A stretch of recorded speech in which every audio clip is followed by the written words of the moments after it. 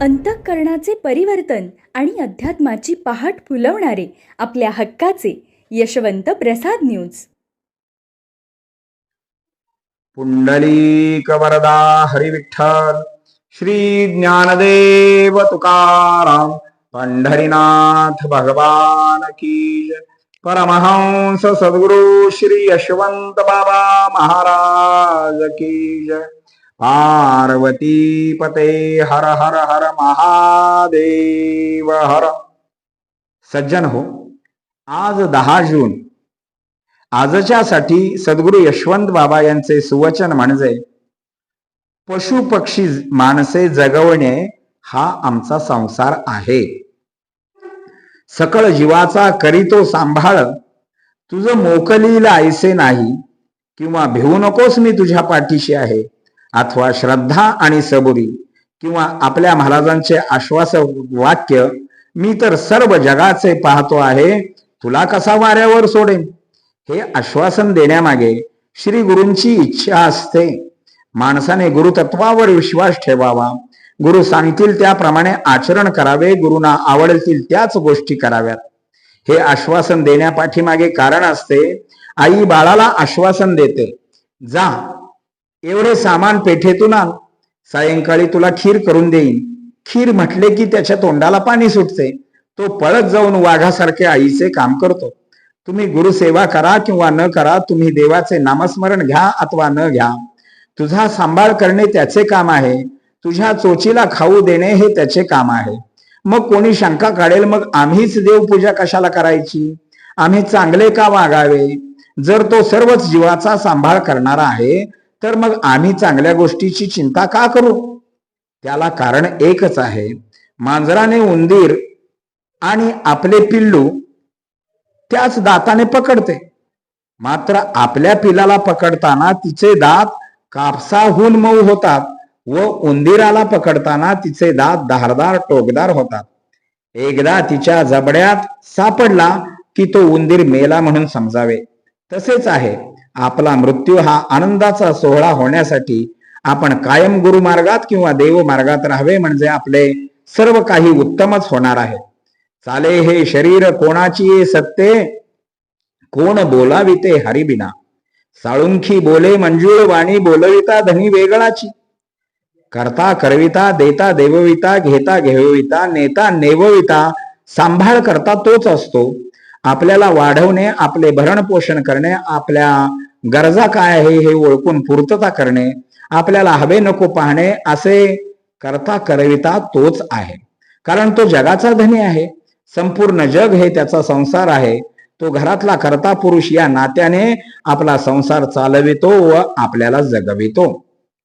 आणि आपल्या बाबतीत अवघाची संसार सुखाचा करीन, आनंदे भरीन तिन्ही लोक, असा आनंद आपल्या जीवनामध्ये भरवितो.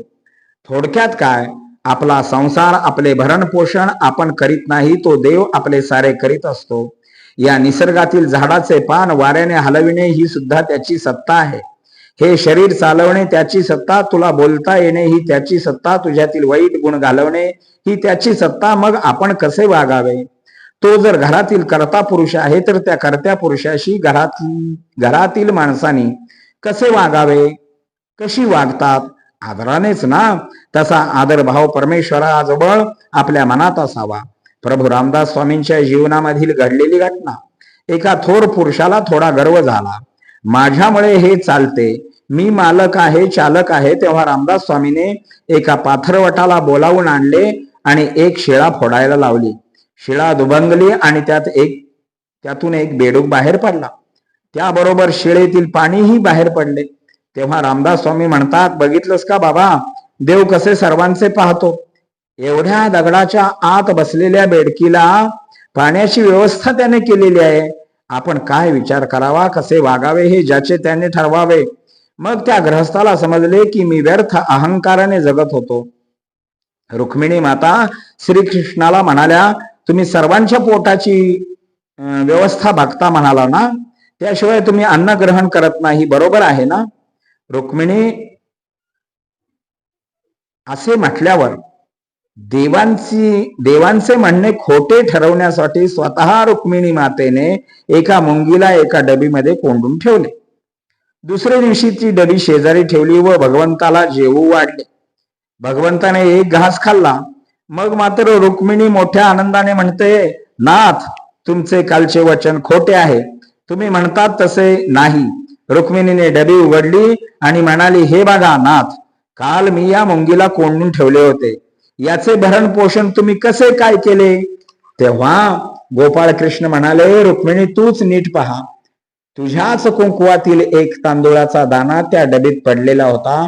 केव्हा पडला हे तुलाही माहीत नाही. तू मात्र सुरक्षित टोपण लावून तिला कोंडले. पण त्या तांदळाच्या दाण्यावरती तिचे भरण पोषण झालेले आहे. आता मात्र रुक्मिणी माता खजील झाल्या. देवांचे म्हणणे खरे आहे ही तिची खात्री झाली. आपल्याला फक्त त्या परमेश्वराची ओढ असावी, आपली भूक दिसावी. कोणती? तर देवा, तुझे मुख पाहण्यासाठी मला भूक लागलेली आहे. प्रार्थनेत वेळ घालवावा, मग ती हाके सरशी घाली उडी, धावून या बंध तोडी. देव भावाचा भुकेला, भावनेचा भुकेला तो श्रीहरी. विश्व निर्माता आहे. पालन पोषण संरक्षण ही त्याची जबाबदारी आहे. ती तो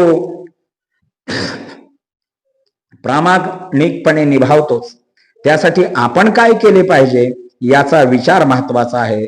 तर आपल्या ठाई असणारा अभिमान घालवून हरिमुखे म्हणा, पुण्याची गणना कोण करी, हे कार्य आपले आहे. तू जर आवडीने नाम घेशील तर तो सवडीने लक्ष देणारच. तुझ्या सर्व चिंता वाहणारा तोच आहे. चिंता आणि चिता केवळ एका अनुस्वाराचा फरक आहे. त्यापायी आत्महत्या होत आहेत. म्हणून भगवंत आपल्या चिंता दूर करण्याचा प्रयत्न करतो. आपण खेद करत बसू नये. तो सर्व जाणता आहे. मुंगीच्या मनातील मनोगत जर त्याला कळत असेल तर तुमच्या मनातील मनोगत त्याला पूर्ण करता येणार नाही काय? तो मनोरथ पुरविणारा भगवंत आहे. त्याला मागण्याचेही कारण नाही. कारण सकल जीवांचा म्हणजे 184 योनींचा सांभाळ तोच करतो. भक्ती न करताही त्यांचा सांभाळ करतोय. तू तर भक्ती करतोय.